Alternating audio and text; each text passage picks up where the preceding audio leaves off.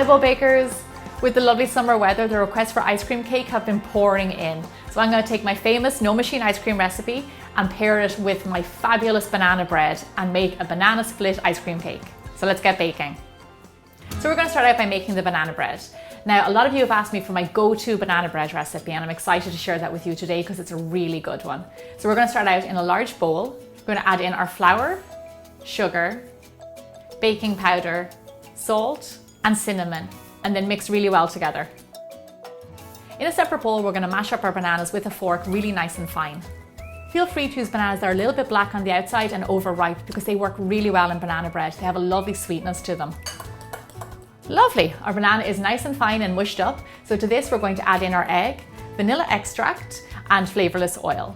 I'm using sunflower oil. You can use vegetable oil, coconut, I don't advise olive oil because it's kind of strong in flavor. And then mix them really well together.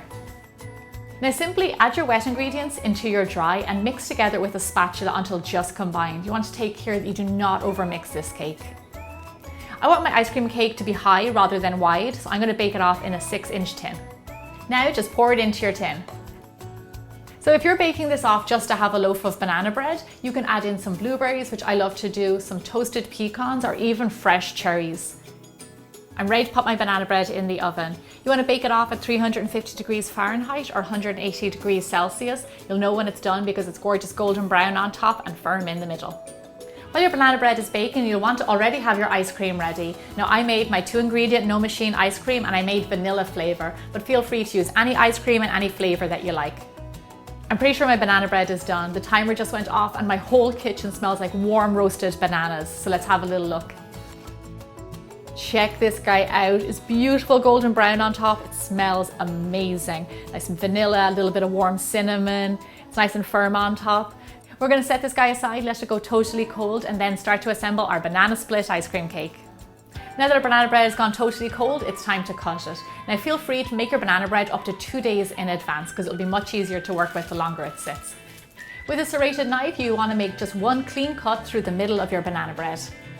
That is a beautiful banana bread. Some nice chunks of banana, that's always a good sign. And this, oh my gosh, this smells amazing. So our next step is to take the bottom layer of our cake on the paper and pop it back into the tin that you baked it in. So the reason that I did this is because we're going to put a lovely thick layer of vanilla ice cream in on top of this, and we're going to pop the lid on top. And what this is going to do is going to give our overall cake a lovely uniformed finish. Now just scoop on some of your no machine ice cream. You want to make sure that your ice cream is a little bit soft because it makes it much easier to spread. Once you've got all of your ice cream in there, go along with a little butter knife and just spread it out and make sure that there's no gaps in it. Okay, on with our top layer. Once you've got your ice cream layer in there, we're going to pop this guy back in the freezer so it can set up nice and hard again, because when we take it out, we're going to decorate it all over. It's been 15 minutes and our ice cream layer is frozen in the middle. So now we're going to start to decorate this ice cream cake just like you would a regular cake. But instead of frosting, we're going to use ice cream. So what I'm going to do now is actually cut off the top of this cake to make it nice and flat so we have an even top to decorate on. Okay, perfect. And remember, any scraps that get left over, go to the baker, which is me. What we're going to do now is cover the entire cake with ice cream, and we're going to decorate it just like you would a normal cake. Now to get it out of the tin, we're going to turn it over and take it out upside down. One reason to do this is because the bottom always makes a really good flat surface to decorate. What I want to do now is do a layer of our ice cream, which is essentially the icing for our cake, all over. I have a little turntable that I'm going to decorate my cake on. For this stage, you want to make sure that your ice cream is soft, but not too soft, so it's easy to work with. Now what we want to do is put this cake back in the freezer and let the ice cream get nice and hard. Now that the ice cream on the outside is frozen, you can see there's a few holes and things that we want to fill in. So we're going to go with even more ice cream all over again.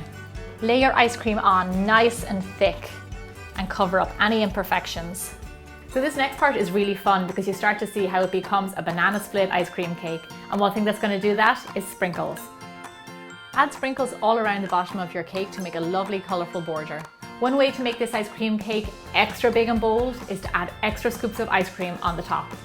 Do not be shy with this ice cream. Then drizzle on layers of rich chocolate sauce, some fresh strawberry sauce, and ribbons of my signature salted caramel. You can even add more sprinkles And of course, don't forget your cherry on top. If you're going to make an ice cream cake, you may as well make it big and bold. Oh my gosh, this is absolutely divine. It's the best of both worlds, ice cream and cake. Thank you so much for watching and subscribing to my channel. I'll see you back here every Thursday for more bigger, bolder baking.